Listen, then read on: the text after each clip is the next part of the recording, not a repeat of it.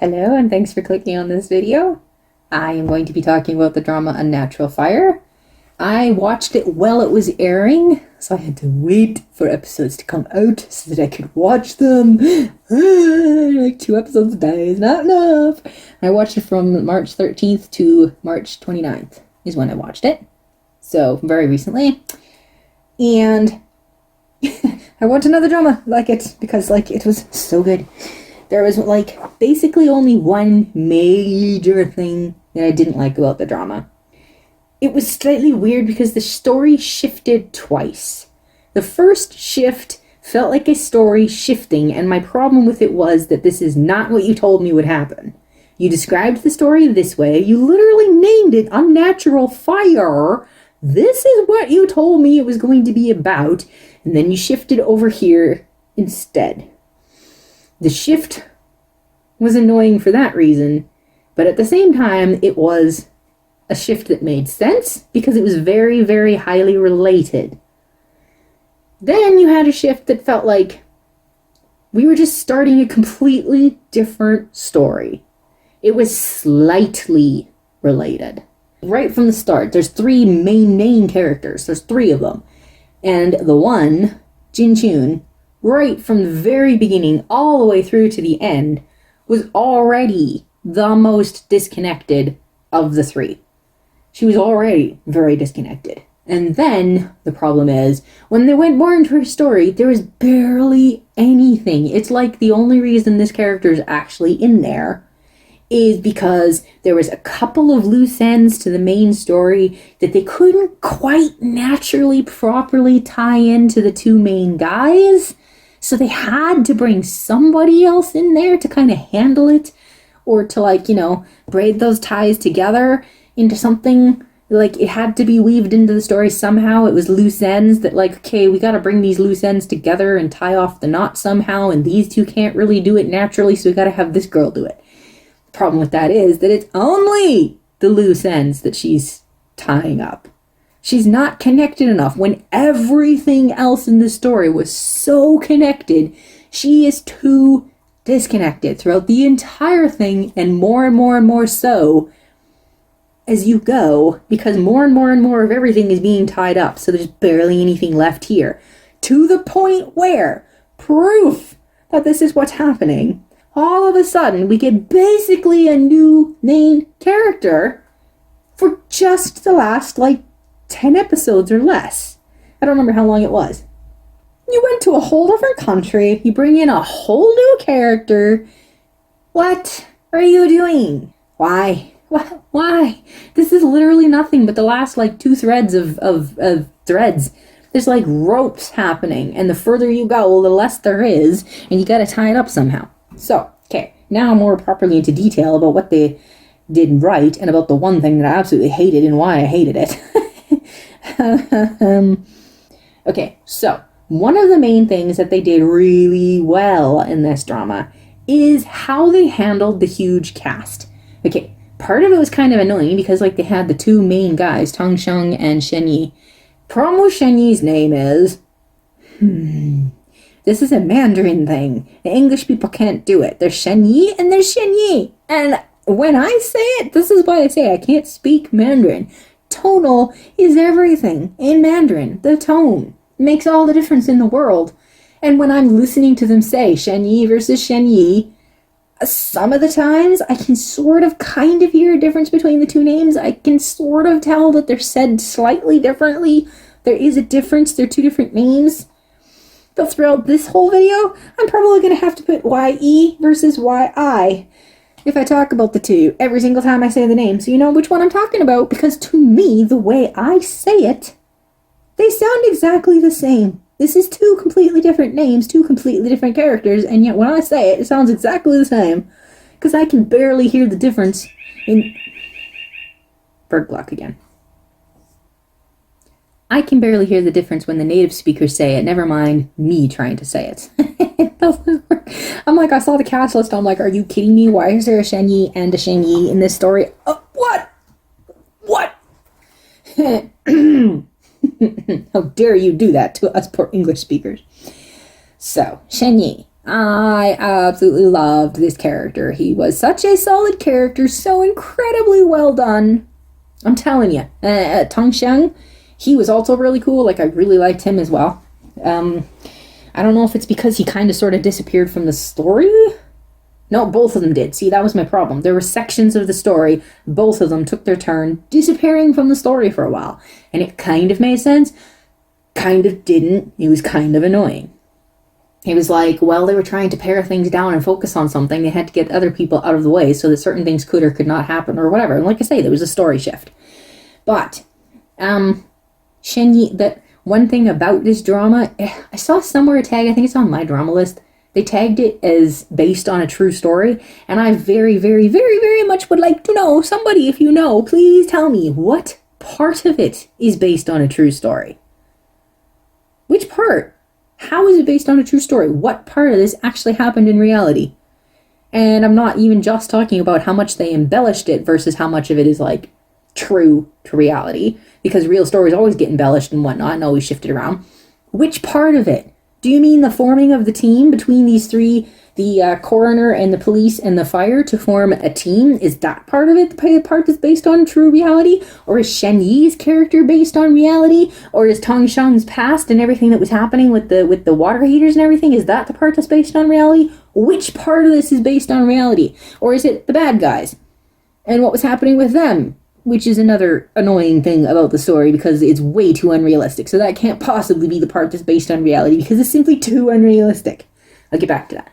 But which part of this story is based on reality? Because there's actually several parts of it, and I'm like, which part? Which part was based on reality? Because I highly doubt all of it was. However, whichever part was or was not based on reality, this is one of those dramas that was so solidly done, even whether it's all entirely realistic or not, I don't know, but they must have done some kind of actual real research and consulting with people that actually know about some of this stuff, because whether it's entirely realistic or not, it felt realistic.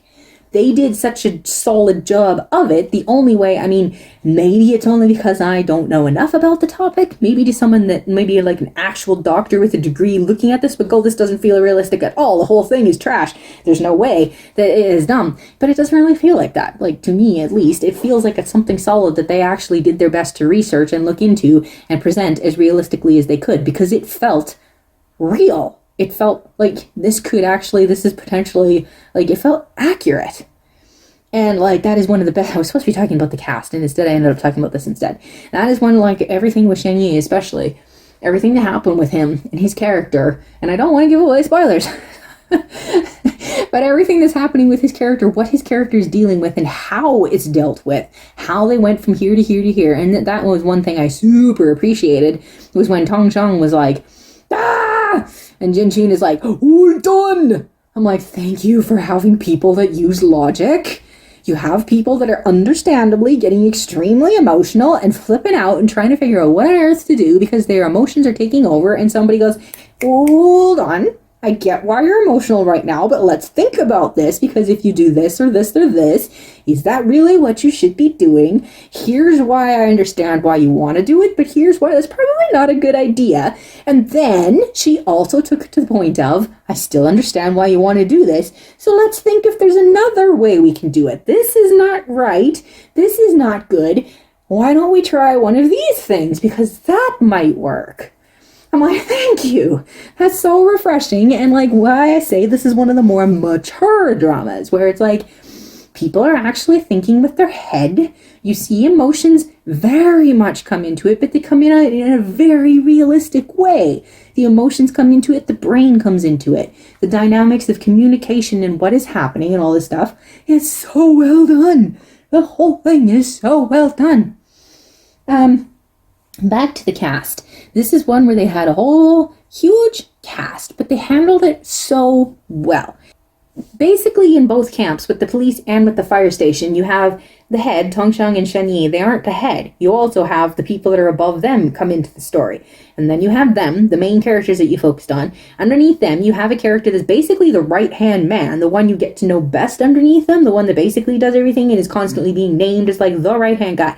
But then they also, both of them, have a left-hand man. The next one that you see the most often, and you see them doing things, and they are essential to the story. And that's the thing. And then underneath them, you actually even have some more. Like, there's a female police officer that you see quite a lot in this one. She's not a right-hand man or a left-hand man, but she is one of the ones that you see regularly. So you become very familiar with her being there, and you know her name. I think it's Baizu. Who to go to. That's what I was trying to say. It makes sense who they go to. This is what I said about some stories. I really want to do a video about character spotlighting. Part of character spotlighting is characters doing things that it doesn't make sense that they're the one doing it. The only reason they're the one doing it is because they're the main character. The only reason that it worked when they did it is because they're the main character. There is literally no other reason. Because it's not something they're good at. It's not something they actually know anything about. It's like pure dumb luck, or even worse than pure dumb luck, that they managed to pull it off, and yet it's done in a way like it's because they're so smart or so talented or so whatever. And I'm like, it's not. The only reason that worked is because you're the main character. That's character spotlighting. In this one, there are times when, like, for instance, Jinchu, like this whole operation that I don't want to go too much into because it's way too much of a spoiler of what was happening. But, like, something needed to be done. And the people that she went to at the different points, which characters ended up doing what and why, is because of who they were, what their talents and abilities are. It was based entirely on what they're capable of doing, what they know how to do. It wasn't just because they're the main characters. These guys are support characters, but all three of them.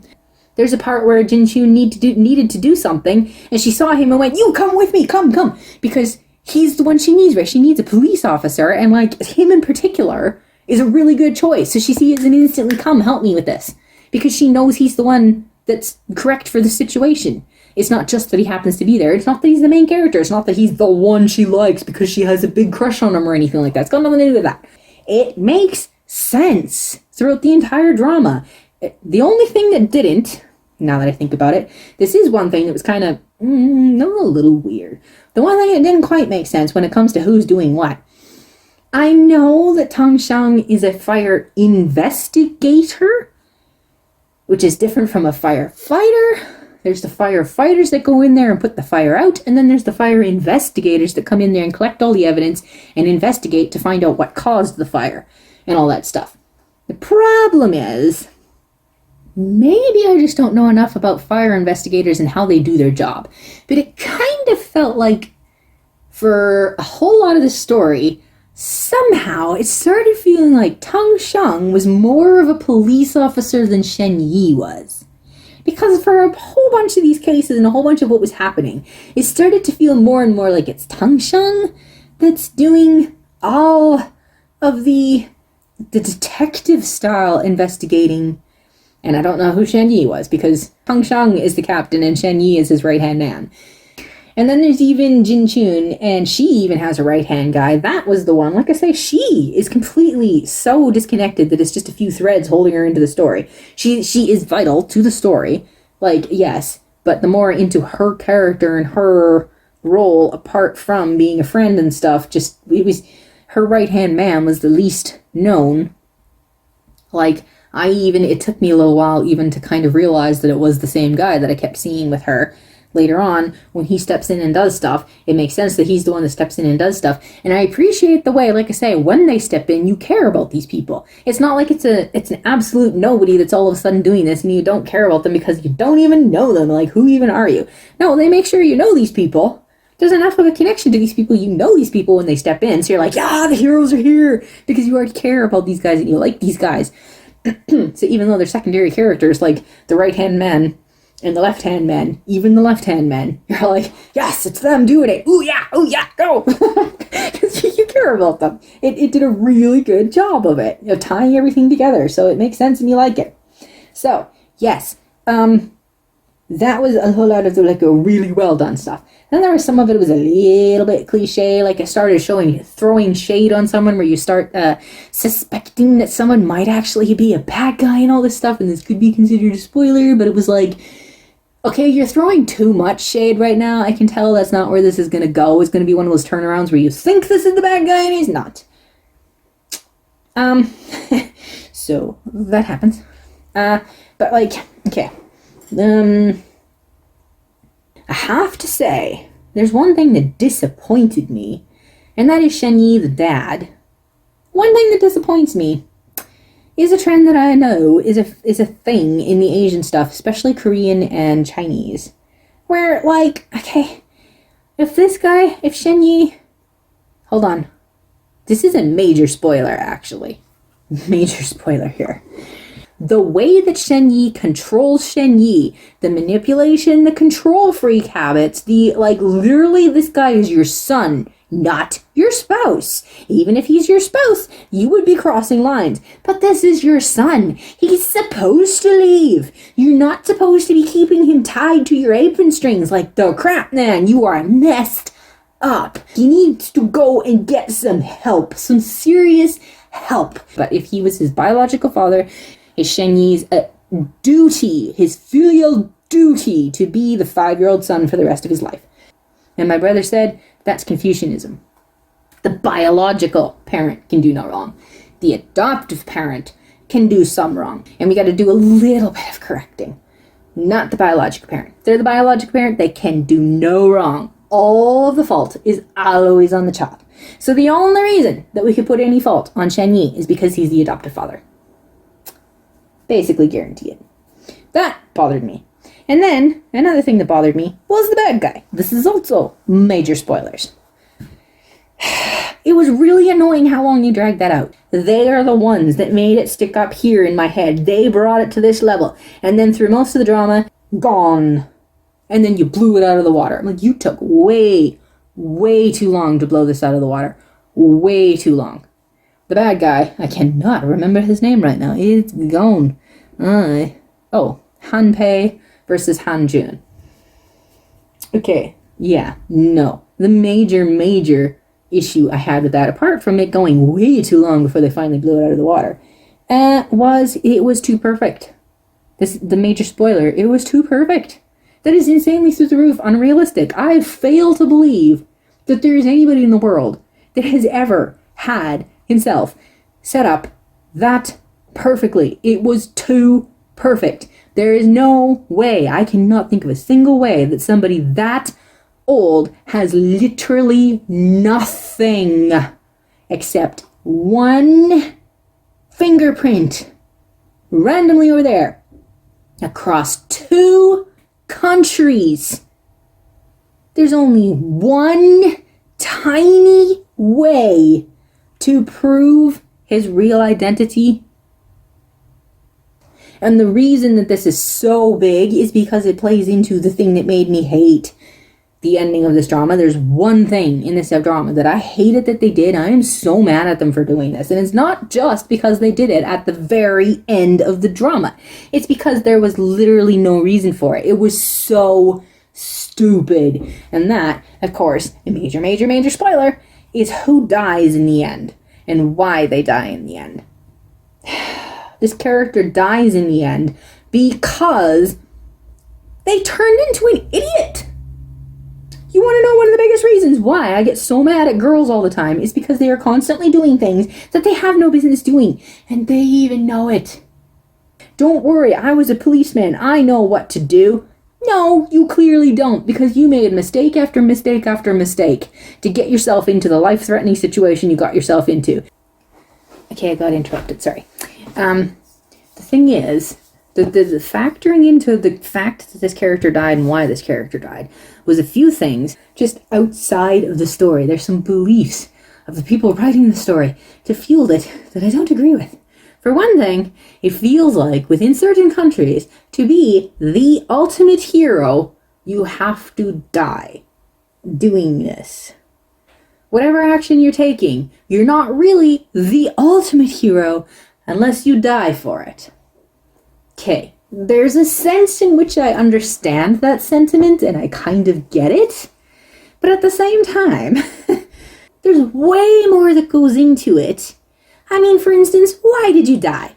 When you put yourself in danger, i.e., this person over here is about to get shot and you jump in the way and get shot instead, did you create the situation where they are being shot at? Or was this situation happening outside of you, and you stepped in to save their life.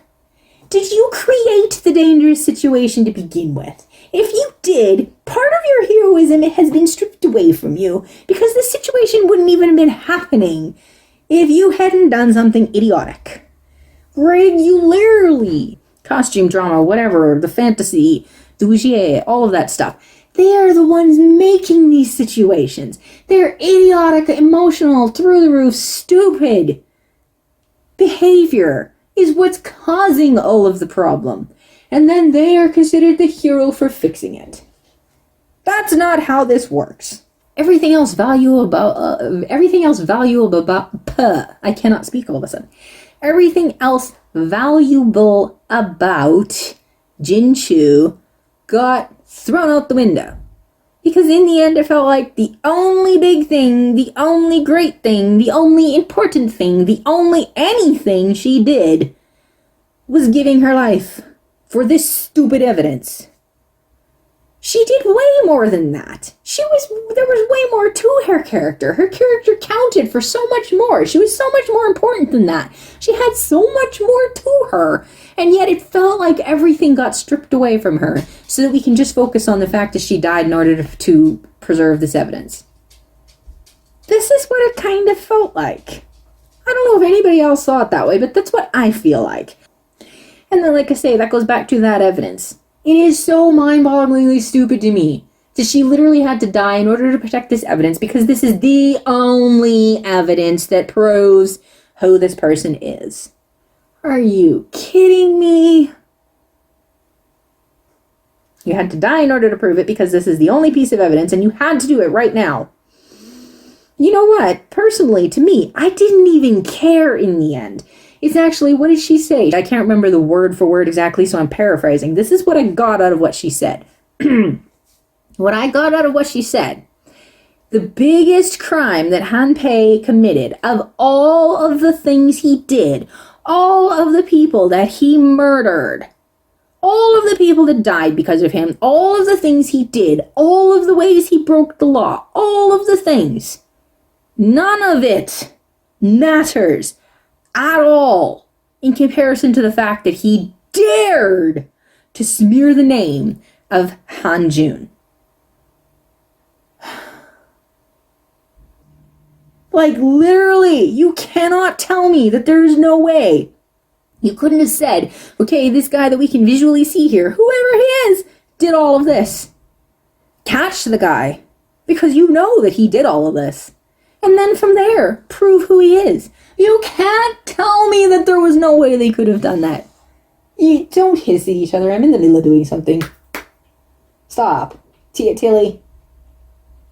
Come here, Chiaki. Come on. Come here. Thank you. I don't really want you up there, but if you two are going to be hissing at each other while I'm trying to wrap up this video.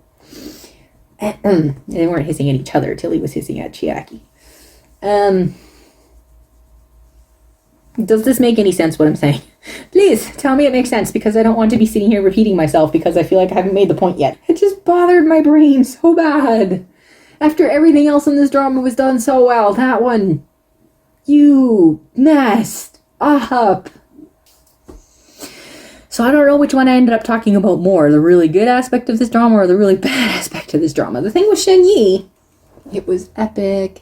But there's so much about it that I can't talk about because it would be giving away major spoilers, as if I haven't given away enough major spoilers. I loved Shen Yi. He was cool. He was really cool. That type of personality, that type of way of handling things, that type of everything. He's so deep. And cat toys, again. Even Chiaki's like, huh? What? I need to stop talking. I really need to stop talking. I'm getting hungry too. I need to stop talking.